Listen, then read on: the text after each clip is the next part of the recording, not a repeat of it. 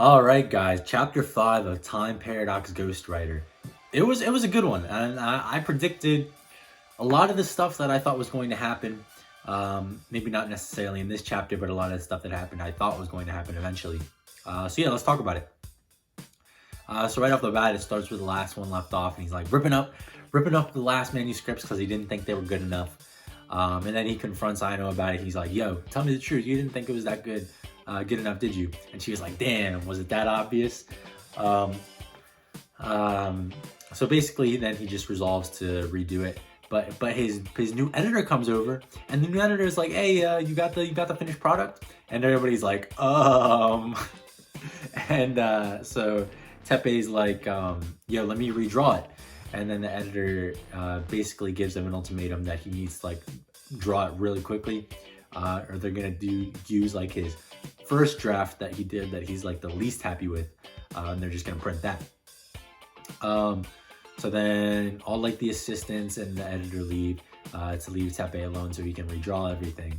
And he's like, "Yo, I just got to do it." So he pulls out like a photocopier, and he basically photocopies the future manga, and then he just starts trying to trace it because he's like, well, I need to make this as close to her art as possible so the readers can see what was the original vision, like how it was originally supposed to be.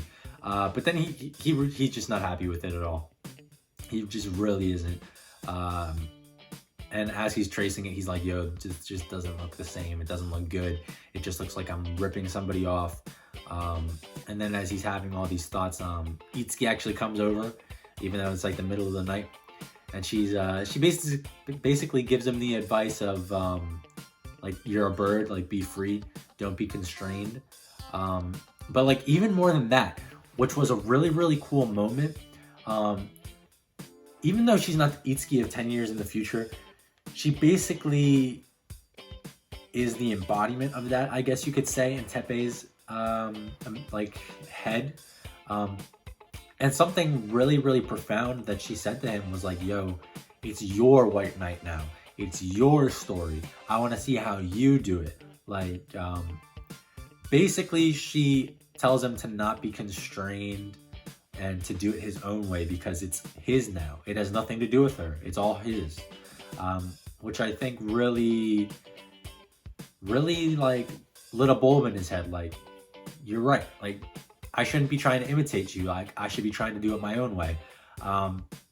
So hearing those passionate words from her, he finally decides to redraw it, but in his own style, not trying to copy her, not trying to do everything shot for shot that she did, but doing it in his own way.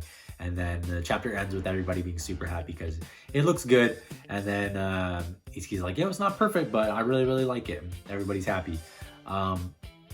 But that's a very, very big moment between Itsuki and Teppei that I predicted. I've been predicting is going to happen in my last couple of videos about this manga. I predicted that at some point he's going to try and have to integrate his own originality, like his own style into it, so he doesn't just totally feel like he's ripping somebody off more so than he already is, right? But I mean, that's come to fruition already, which is crazy. I didn't think it was going to happen this quickly, but Itsuki told him, "It's yours now. It's yours. Not mine, it's yours." And then, he came to the realization, like, you're right. I just got to do it my way. And then that's what he does. But, Itsuki's a really, really interesting character. I honestly cannot tell what that girl is thinking at all. Like, she's such an enigma. Like, I just really can't pin down how she's going to act, like what she's going to say, how much she knows. Like, I honestly feel like she maybe knows more than she's letting on. Maybe not, but like, I don't know, just some of the panels, especially the ones that have her like smiling at something or just like pursing her lips, I'm like, "Yeah, what is she getting all like?" I don't even know.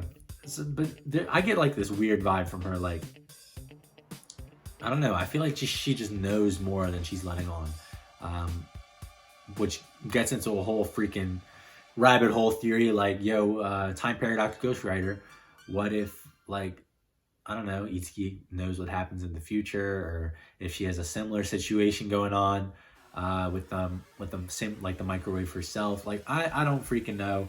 I'm making all these conspiracy theories, like maybe like this is actually Itsuki from 10 years in the future. I don't freaking know. I know nothing. But I mean, she's just such an enigma. I don't know. She's such an enigma. I can't really pin down what she's gonna say, what she's gonna do, what she's thinking at all. But I mean, it is what it is, right? And then it was also funny to see the dynamic between Itsuki and Teppei, because Teppei is obviously just keeps on holding her opinion in high esteem, and all the other assistants are like, yo, what makes her so special, bro? Maybe they're gonna think he has a crush on her or something because she's the only female assistant. But you know, it's just really, really interesting to see the dynamic between those two. And I'm gonna be interested in seeing how it goes moving forward between them.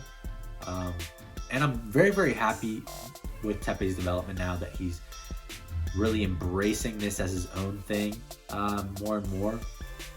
Of course, he still has the reservations because it's not really his story still, but at least he's getting the small, you know, consolement of drawing it in his own style, which is cool. I really like that. So yeah, I assume in the next chapter we're going to see it published. Maybe some like people reading it and being like, yo, this is really good, or working on the next chapters. But another thing that I wanted to touch on is something that I have touched on before in previous videos, and that's that, you know, what if people find out, like what if his assistants find out about the future volumes?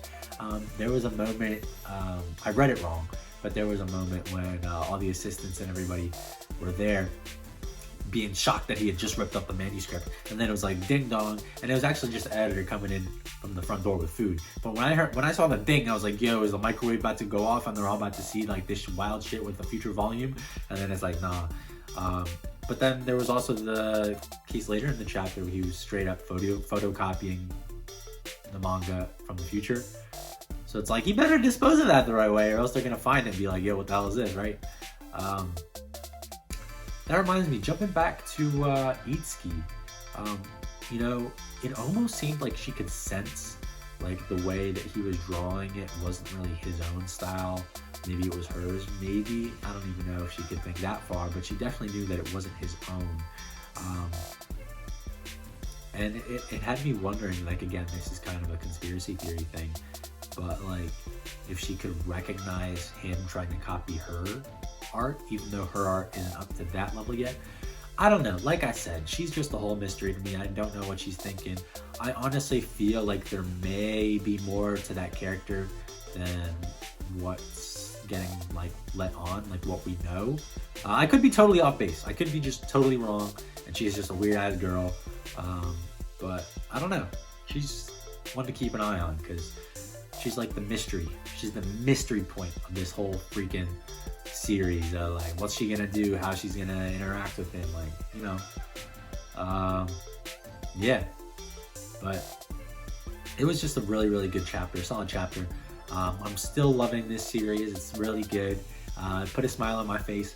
The art was kind of weird in this chapter because there was the panel that was really cool when he like finally was determined to draw it in his own style, and he kind of looked like Luffy going Gear Second. He had like steam coming off of him or some shit. I don't know. It just looked really cool. I just imagine him striking the pose, being like, "Yo, Gear Second," and then freaking drawing that shit at hyperspeed. But I don't know. That was just really cool. But then there was also like the scene with Itsuki, where like the moon in the background looked kind of blurry and kind of muddy. So I'm not really sure if that was just an issue with the version that I was reading, that it hadn't loaded fully or something, or if that was just an inconsistency in the manga that I saw. Because, I mean, generally the art has been absolutely amazing, but I just noticed that one scene with her standing outside and you could see the moon in the background, that it didn't really look up to par with everything else, if that makes sense. It kind of looks like it was done last minute or something, maybe thrown in there digitally. But yeah, so I'm still loving it. I'm glad we're getting these points that I touched on. It proves to me that I'm not totally useless. I'm coming up with good ideas, although they are happening a lot sooner than I thought they would have. But again, it's just really, really nice to see Tepe coming into his own, finally being determined to bring his own originality to it instead of feeling so dragged down and depressed about this whole situation. Like, just embrace it and make the best of it, make the most of it, right? So yeah, that's about all I wanted to talk about for this video. Please like and subscribe if you liked anything that I had to say and you want to see my content in the future. And let me know in the comments, like, what was your favorite part of this chapter? And what do you think about Itsuki? Like, do you think she's an enigma? Do you think there's like some weird conspiracy theory that is there for her? Like, do you think anything I said could be remotely possible? And what are your thoughts on her in general? Like, do you think she's as weird as I think she is, or like, you think I'm making something out of nothing? Yeah. So thank you guys for watching, and I'll see you guys in the next video. Bye.